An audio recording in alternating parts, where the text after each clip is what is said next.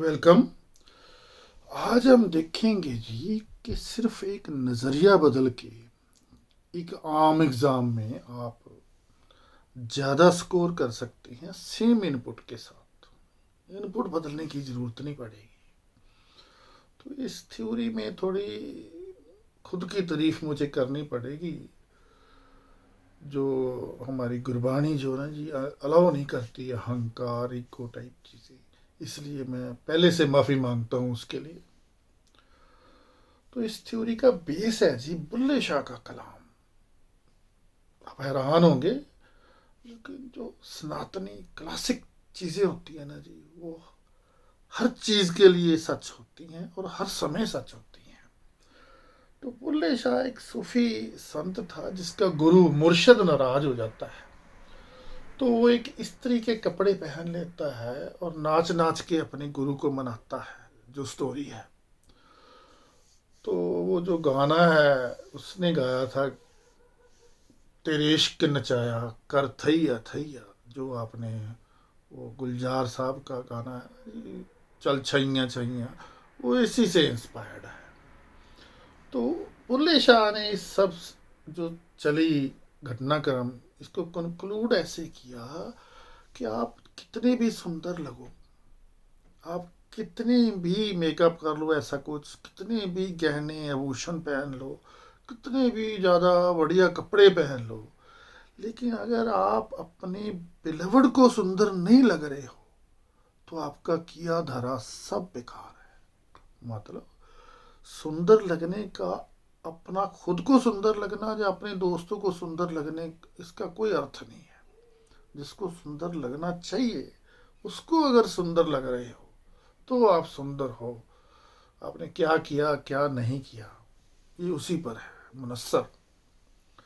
तो इस स्टोरी की बैकग्राउंड ये है जी कि 1983 में पंजाब के सीएम थे दरबारा सिंह।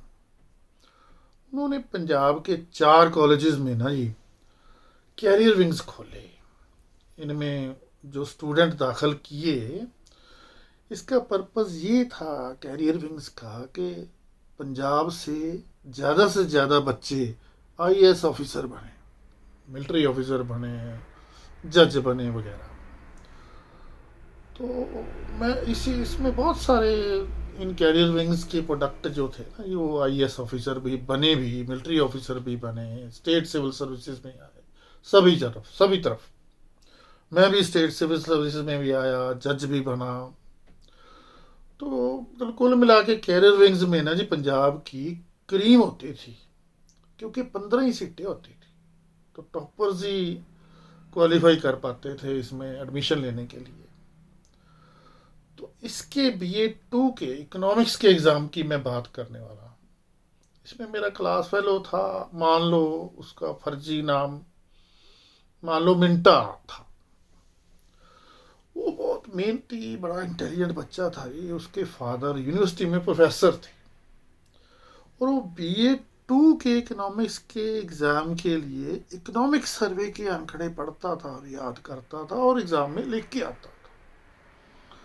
मैं भी बड़ा हैरान हुआ, आप भी बड़े हैरान होंगे कि इकोनॉमिक सर्वे, ये तो बंदा तब पढ़ता है तब जब बंदे ने आईएएस देनी हो। तो आईएएस के एग्ज़ाम के लिए इकोनॉमिक सर्वे के आंकड़े पढ़ने की ज़रूरत पड़ती है। दूसरे state civil services, Indian military academy, जज लगने के लिए जो एग्ज़ाम होते हैं जुडिशरी के, इस किसी के लिए इसकी ज़रूरत नहीं पड़ती।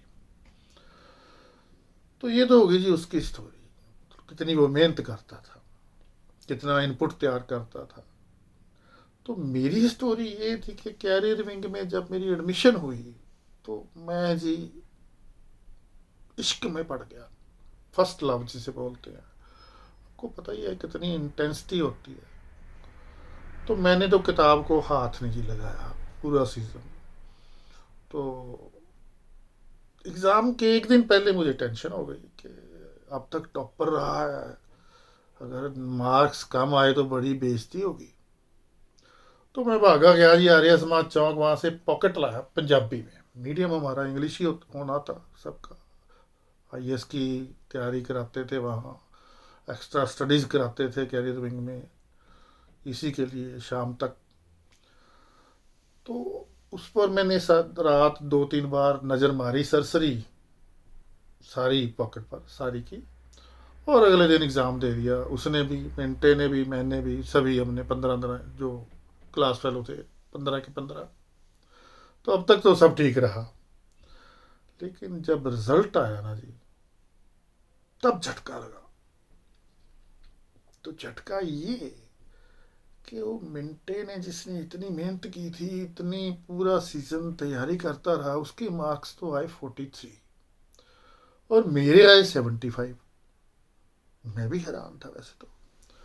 ये 84 की बात है, तब फर्स्ट डिवीज़न आना, मतलब 60% से ऊपर मार्क्स आना बहुत बड़ी बात होती थी। तो भागा भागा टीचर के पास भी गया, ये तो जी पढ़ा नहीं, इसके ऐसे कैसे मार्क्स आ गए, ये तो एक दिन पहले पॉकेट लाया, वो भी पंजाबी में। अब टीचर क्या जवाब देता? टीचर इस बात का क्या जवाब देता कि किसी के मार्क्स कम ज़्यादा कैसे आ गए? तो उसने मुझे सरसरी पूछा, भी तो पंजाबी की पॉकेट क्यों लाया, मीडियम तो इंग्लिश था। मैंने कहा सर मैं तो पढ़ नहीं पाया, तो इसके लिए एक ही रात थी मेरे पास, तो पंजाबी की पॉकेट ही पढ़ी जा सकती थी। पॉकेट छोटी सी एक होती है, पर्चियाँ बनाने के लिए वैसे होती है, वो चीटिंग करने के लिए। लेकिन एक ही रीडिंग मार के पेपर देना हो, एग्ज़ाम देना हो, तो सबसे आसान वही है। तो अब आ गई जी जिस बात के लिए हम स्टार्ट हुए हैं, ये सारी बैकग्राउंड बनी। ये जो मिंटा था ना जी, तो इसका क्या कसूर था, इतने इतना कंटेंट डाला, वो किसी को नज़र क्यों नहीं आया, मार्क्स इतने कम क्यों आए? तो ये पता चला बाद में ना जी कि उसने जो पेपर किया अटेम्प्ट सीधा लाइन टू लाइन, जैसे ये देखिए आप, ये अखबार है, इधर से शुरू होती है लाइन, इधर से ख़त्म होती है, कोई हेडिंग नहीं, कोई पैरा नहीं, कोई खाली लाइन नहीं छोड़ी, कोई डायग्राम नहीं, कुछ नहीं, बस सीधा। उसका पर्पस था कि मैं ज़्यादा से ज़्यादा कंटेंट बीच में डालूं। लेकिन कंटेंट की वैल्यू तो तब पड़ती ना जब उसका कंटेंट कोई पढ़ पाता। पढ़ क्यों नहीं पाते, ये मैं आगे बताता हूँ। तो मैंने जो एग्ज़ाम अटेम्प्ट किया, क्योंकि मैं रिसीविंग एंड पे था, मैंने कुछ तैयारी नहीं की थी, मैंने एक पंजाबी की पॉकेट पढ़ी थी एक रात पहले ही, और इंग्लिश में एग्ज़ाम देना था, तो मैंने थोड़ा मार्जिन इधर छोड़ा, थोड़ा इधर, ये मेरा वैसे भी स्टाइल था। तो हेडिंग में बना बना के लिखता ही था, ना भी हो उस क्वेश्चन में मैंने बीच में से निकाल के हेडिंग बना देना है। हेडिंग के एक लाइन में पहले छोड़ता था, हेडिंग के नीचे वाली लाइन अंडरलाइन करता था, फिर उससे नीचे वाली लाइन में फिर खाली छोड़ता था, उसके आगे पैरा शुरू करता था, और पैरे में भी जो काम का वर्ड होता था वो अंडरलाइन करता था। मेरी ये कोशिश होती थी कि एग्जामिनर को ना पैरे के बीच में घुस के पढ़ना ना पड़े, उसको दूर से ही नजर आए, अच्छा ये लिखा है इसने। ये था मेरा स्टाइल। तो ये आदत हमें पड़ी क्योंकि हम स्कूलों में हमें नहीं फट्टी लिखाया करते थे, तख्ती, स्याही और कलम से। तो वो टीचर बोलते थे कि जैसे हार में मोती जड़ते हैं ना, ये ऐसे एक एक अक्षर तुमने फट्टी में जड़ना है, मतलब सुंदर लिखना है। एक भी लाइन खराब हो गई, अक्षर की आगे छोटी मोटी लाइन खराब हो गई, तो हाथ हाथ को उल्टा करके ना जी, ऐसे शहतूत की केन से डंडे पड़ते थे। तो बड़े अच्छे टीचर्स होते थे, तो हीरे को तराशते थे एक तरह के। अब वो बात कहाँ है। तो इससे हमें ना जी चीज़ को जचाने की, चिन चिन के, जड़ जड़ के प्रेजेंट करने की आदत पड़ गई बचपन से, स्कूलों के सिस्टम की वजह से। फिर जो ऐसे लफ्ज़ होते थे, लाइसेंस फेयर वगैरह, ऐसे टिपिकल जो थोड़े डिफरेंट से वर्ड, मैं इन वर्ड उस क्वेश्चन में रेलिवेंट ना भी हूँ तो मैं हेडिंग बना देता था, घुमा फिरा के रिलेट कर देता था उस क्वेश्चन के साथ। फिर आपने स्टैटिस्टिक्स में देखा है जी, डायग्राम होते हैं, लाइन डायग्राम, बार डायग्राम, टेबल्स और वर्म्स, जैसे आप देखते हैं क्रिकेट में।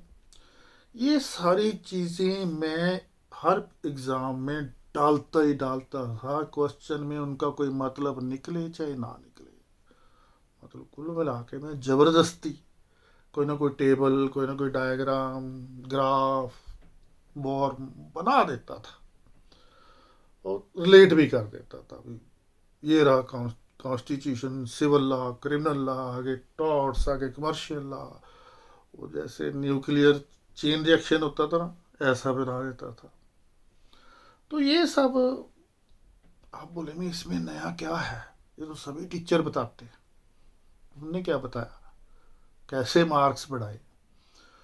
तो मैं जो बताना चाह रहा हूँ ना जी, वो है जी नज़रिया। कि मैं ये नहीं बताता था कि मुझे कितना आता है, मैं कितना इंटेलिजेंट हूँ, मैं कितना कंटेंट डाल रहा हूँ। मेरा पूरा जोर इस बात पर लगता था, चाहे ऐसे हालात हों जब मैं पढ़ा नहीं, चाहे मैं पढ़ के पेपर दूँ, दोनों बातों में मैंने पूरा जोर इस बात पर लगाना होता था कि जो एग्जामिनर है, जो मेरा पेपर चेक करेगा, वो किसी भी तरह तंग परेशान ना हो, उसको मेरे पेपर देखने में कोई कठिनाई ना आए, दूर से ही जचा हुआ हेडिंग नजर आए, ओके नेक्स्ट, ओके नेक्स्ट, ऐसे। तो बस यही है जो मैं आपको बताना चाहता हूँ कि पेपर आपने अपनी नज़र में नहीं, देखने वाले की नज़र से करना है। तो इसमें सिस्टम, मतलब जैसे वास्तुशास्त्र वाले कहते हैं ना जी, कि आपका ड्राइंग रूम ऐसे सुंदर लगना चाहिए, जरूरी नहीं कि अमीरों वाली चीज़ें हों, सुंदर, साफ और सुंदर लगना चाहिए। जैसे शादी के दिन दुल्हन के मुख पर मेकअप किया जाता है, जैसे उसका मुख सुंदर बनाया जाता है, उतना सुंदर, वैसे एग्ज़ाम प्रेजेंट शानदार होना चाहिए। इसमें सिस्टम का कसूर भी है, क्योंकि आज भी लैंग्वेज टीचर्स जो 10th के एग्ज़ाम पेपर चेक करते हैं ना जी, उनको 30-40 रुपए पर पेपर मिलता है। और लॉ वालों से मैंने पूछा, कहते हैं मैं भी इतना या कम। फिजिक्स के प्रोफेसर से पूछा, इंजीनियरिंग कॉलेज के, वो भी बोल रहे इतना या कम, यहीं कहीं। अब इतने पैसों में कितना पढ़ेगा टीचर, पेपर के बीच में जाकर कितना पढ़ेगा। और ऊपर से ना जी, ये टॉर्चर टाइप फीलिंग वाली बात हो गई आजकल, क्योंकि पेपर घर नहीं ले जाने देते टीचर को, वहीं इंस्टीट्यूशन, स्कूल या कॉलेज में बैठ के टीचर ने चेक करने हैं, 4-5 घंटे जो बैठना है। तो फटाफट कहता है भाई काम निबेड़ो, घर जाओ, ज़्यादा से ज़्यादा पेपर चेक हो जाए, उसकी यही एंग्जाइटी रहती है। तो इसलिए भी नहीं, बड़े कम चांस होते हैं कि टीचर बीच में घुस के पैरे के सारा कंटेंट ध्यान से पढ़े। यूपीएससी वगैरह में तो शायद पढ़ते होंगे, मैं तो आम एग्ज़ाम्स की बात कर रहा हूँ। तो आजकल पैकेजिंग पर बड़ी कंपनियां इतना खर्चा करती हैं, इसीलिए कि चीज़ प्रेजेंटेबल शानदार हो, बीच चाहे कुछ हो ना हो। यूट्यूब पर ही आ जाओ, हम सब यूट्यूब पर थंबनेल जो होते हैं उनसे इम्प्रेस होकर खोल कर देखने लग जाते हैं। और जो क्या बोलते हैं उनको आजकल, क्लिक बेट, धोखे वाले थंबनेल होते हैं। मतलब अंदर कुछ निकलता ही नहीं। कई बार तो इतना गुस्सा चढ़ता है कि वीडियो में घुस के इसको मारो कि यार तू हमें इतना, डैश खाली था, वो समझता है जितना डैश वो हमें वोट लेने वाले या मीडिया वाले समझते हैं। क्या हम इतने डैश वो हैं? आप समझ गए मैं क्या कहना चाहता हूँ। तो कोई हमें सही वर्शन दे ही नहीं रहा, जिसको बोलो खींचने पर लगा है, काटने पर। तो इस तरह से जब हम एग्ज़ाम करते हैं ना, जो पहले 2 क्वेश्चन चचाज जाके जड़ जड़ के, तो पिछले 3 कोई दिखता ही नहीं। तो कहता बच्चे को आता है सब ठीक है, पहले 2 क्वेश्चन गुड है, ठीक ठीक ठीक ठीक, वो उतने ही प्रोपोर्शनल मार्क्स टीचर दे देता है। तो ये था जी जो मैं बताना चाहता था, कि आप देखने वाले के नज़रिए से, बिलवर्ड की निगाह से सुंदर लगें। आपका पेपर आपको कितना बढ़िया लगा, कंटेंट कितना डाल दिया, मेहनत कितनी डाली, पता नहीं, लेकिन अगर टीचर को अच्छा लगा तो उसका मतलब है। तो मैं तो पढ़ा नहीं था, लेकिन आपके हालात तो ऐसे नहीं होंगे। आप तो पढ़े हों चाहे ना पढ़े हों, पेपर को प्रेजेंट शानदार तरीके से करिए अगले के नज़रिए से। इसके और भी फंडे हैं, उसके लिए हम वीडियो के अगले पार्ट निकालेंगे। छोटे छोटे और कई फंडे हैं जो एग्ज़ाम्स को क्रैक करने में, मतलब मैंने बहुत बड़े बड़े एग्ज़ाम ऐसे फंडिंग यूज़ करके क्रैक किए हैं। तो जिनको पंजाबी आती है उनके लिए मैंने रजिस्ट्रेशन एक्ट के ना 2 वीडियो डाले हैं, ऑब्जेक्ट्स एंड रीजंस, और क्या बोलते हैं उसको, बेनिफिट्स ऑफ रजिस्ट्रेशन एक्ट। तो आपने अगर सिर्फ बेल एक्ट भी पढ़ा है, वो वीडियोस मैंने इस ढंग से बनाई हैं कि उनका मटेरियल निकाल के आप किसी भी क्वेश्चन में फिट कर सकते हो आम एग्जाम्स में, जैसे ला के ये वो यूपीएससी टाइप नहीं, मतलब जहाँ उन एग्ज़ाम्स की बात कर रहा हूँ जहाँ पढ़ने के चांस अगले के कम है। लेकिन आप किसी क्वेश्चन में ऑब्जेक्ट्स एंड रीजंस लिख दोगे तो कैसे कोई इतराज कर सकता है? कौन रोक सकता है आपको किसी क्वेश्चन के आंसर में उस ला के ऑब्जेक्ट्स एंड रीजंस और बेनिफिट्स लिखने से? जैसे वो टिकैत साहब कहते हैं ना, कौन रोकेगा हमें, वक्कड़ तार देंगे। So it concludes. Thank you.